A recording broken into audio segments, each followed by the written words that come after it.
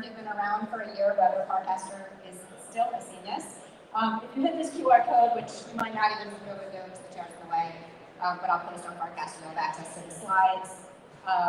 There's a channel called Scenius now, so anything you hear today or want to discuss, throw it in there. Okay, so this is Brian Eno. He is a musician, composer, producer, influential in the 70s British rock scene. You might know him. He helped define the musical sound of some of the most popular bands of the 80s and 90s, Talking Heads, Devo, David Bowie, Coldplay, many more. And he coined the term Scenius. Scenius is a term he invented to describe this phenomenon he found where major advances in science, art, culture, and business emerge out of a scene, an exceptionally productive community that develops novel epistemic norms. So you can think of Scenius as the communal form of genius.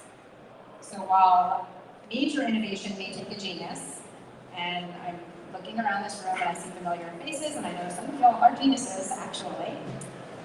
Geniuses are in part created by the scene. Individuals immersed in a Scenius will blossom and produce their best work. When buoyed by a Scenius, you act like a genius. Like-minded peers and the entire environment inspire you. So there are 4 characteristics of a Scenius. The first one is mutual appreciation. So this is risky moves are applauded by the group, subtlety is appreciated, friendly competition goes to the shy. Scenius can be thought of as the best of peer pressure. Can you guys see the slides? Like, are they big enough? Yep. So fun, yeah, they are. Fun little project. If you go to Searchcaster and just search for opportunity and DWR, it's a good example of friendly competition. All right. Second characteristic, rapid exchange of tools and techniques. As soon as something is invented, it is flaunted and then shared. Ideas flow quickly because they are flowing inside a common language and sensibility. Something in Farcaster we've noticed is how quickly it is, like you meet someone online, you jump on a call, and you don't have to start at 0. You're like, you can start at 80% of the way there because everyone's kind of already on the same page a lot of things. That's the Frames hackathon. I think it was like within 30 minutes after Frames announced, everyone kind of jumped and things move really fast and seamless. Third characteristic is the network effects of success. So when a record is broken, a hit happens, or breakthrough erupts. The success is claimed by the entire scene. This empowers the scene to further success. And I think we see this in Farcaster where it's decentralized, with the exception of maybe one person in the audience. No one's really connected to Merkle, but every time Farcaster, like something good happens, we all feel like a little bit of ownership of the Farcaster brand. And it's kind of, when Farcaster wins, we all win. And the fourth characteristic of the Scenius is local tolerance for the novelties. So this is the local outside does not push back too hard against transgressions of the scene. Renegades and mavericks are protected by the buffer zone. So this, for me, is my personal favorite of the Scenius. It just means that people are free to take risks, experiment, innovate, fuck up, and it's okay. It's kind of a safe place to be. You don't have to worry about kind of cancellations and fighting within a scene. And this is it. So last year at FarCon, I gave a talk claiming that Farcaster, from my experience in the early days, exhibited all 4 of those characteristics of a Scenius. I was like, Farcaster's 100% a Scenius. My observations early on was like, it was a weird, diverse group of people. We were loosely connected by a common cause or purpose, so people were generally interested in crypto and decentralization. And we had shared values, so candor, intellect, curiosity, truth, and kindness. There was an explosion of creation. What are you building was just a way you could start any conversation. Like, it seemed like 100% of the people were building something. And it was just this weird feeling that something genuinely exciting was happening and we were part of it. I called it a primordial ooze of an emerging thing with no established norms. So they were kind of being invented, we were figuring it out, but mostly I found Farcaster to be a place that was really energizing. So now the question becomes, is Farcaster still a Scenius? When I gave that talk and you saw that picture that was at FarCon, there were about 70 people. There are hundreds and hundreds of people here today. The vibes have changed. I actually think, raise your hand in this room if you are building something. So look around. It's like, you know, 100% of people here are still building, but 100% of people on Farcaster are not necessarily building. So the question is, as Farcaster grows, does the success of Farcaster mean the death of a Scenius?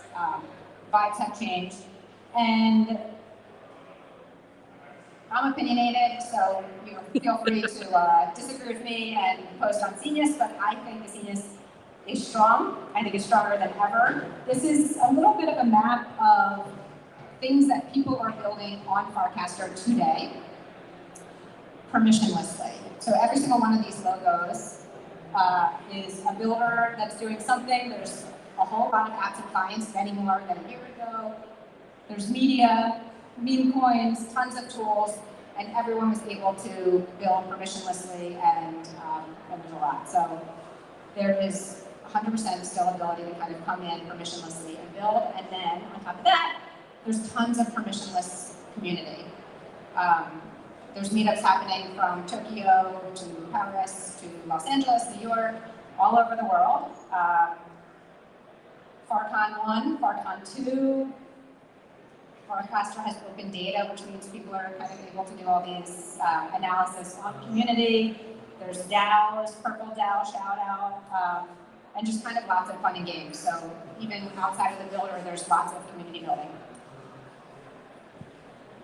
I have this quote from Chris Dixon from Read Write Own. He's really talking about blockchain networks, but I'm going to read it because it is very, it invokes a lot of the same themes of Scenius. The networks of the future can be like great cities, built through the creative collaborations of millions of people with diverse skills and interests who share resources and work together brick by brick toward common goals. And the last thing I'm going to leave you with is, if you feel the energy, if you feel like you're part of the Scenius, one, take a minute to kind of be appreciative and like feel lucky that you're here, and then find a way to contribute. So in the permissionless world, if you are new to it, it can be a little weird because no one's in charge, no one's going to invite you to do anything, no one's going to give you an instruction manual, and no one is going to tell you it's okay. You kind of just have to lean in. So figure out how to contribute. There's anything to build, so obviously if you're a developer, you can build clients, apps, tools, frames, cast actions. There's lots of no-code tools available today that didn't exist before. If you are not, you can write blog, tutorials, host a meetup. Last year, I ended this is with just cast. It was so hard even a year ago to get just like content on Farcaster. So there's no excuse to not.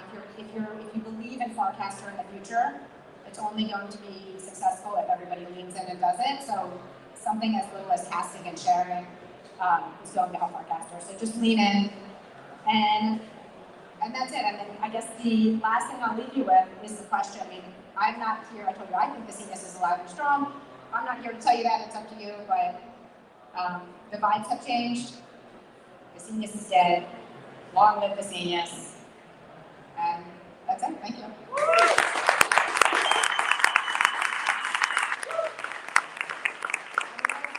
It was a lightning talk, and Cassie's coming up next, but there's a few minutes if there's kind of 4 questions or chatter, if anyone wants to. With the new vibes, how do you think starting pockets of energy, like what do you think your best practices for that? Okay, so the question is, with the new vibes, best practices for like starting like pockets. How do you create Flores dance as cozy corners? I I don't know. Does anyone know? Anyone have throw it in? So that's a good question. We'll have that. We'll take that conversation in the Scenius channel. But ultimately, there was another thing I asked when I joined early on, and I posted this a few times, but if you come into Farcaster, it's very easy to feel like an outsider. Still am. And I came in, and it felt like everybody already knew each other. It felt like there were celebrities. It felt like there was an inner circle. And I think likely people are seeing that. If you're new today, it probably feels like, hey, there's an inner circle. It's perception, largely,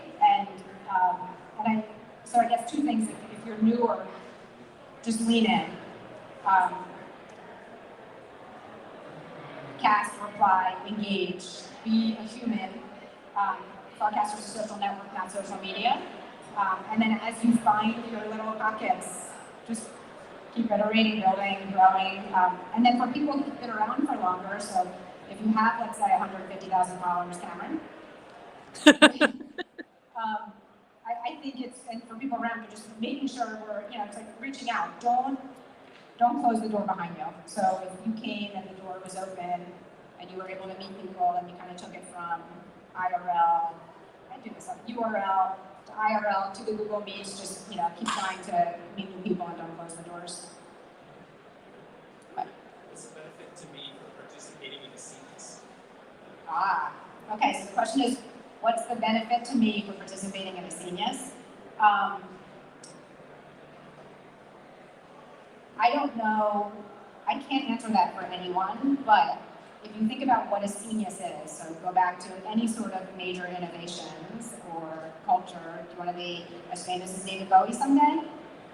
Or, you don't have, I'm so bad because I just want to say nothing, but, it's whatever. You will get what you put, you will get out of a scene what you put in.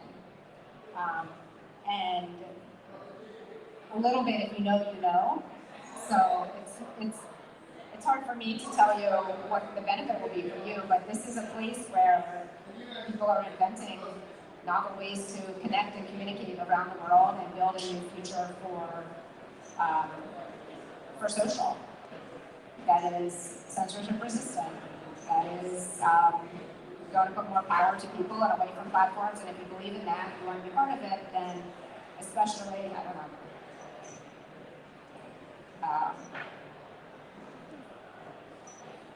My benefit, I leaned into the Scenius. I'm a much happier person than I was a year ago or 2 years ago.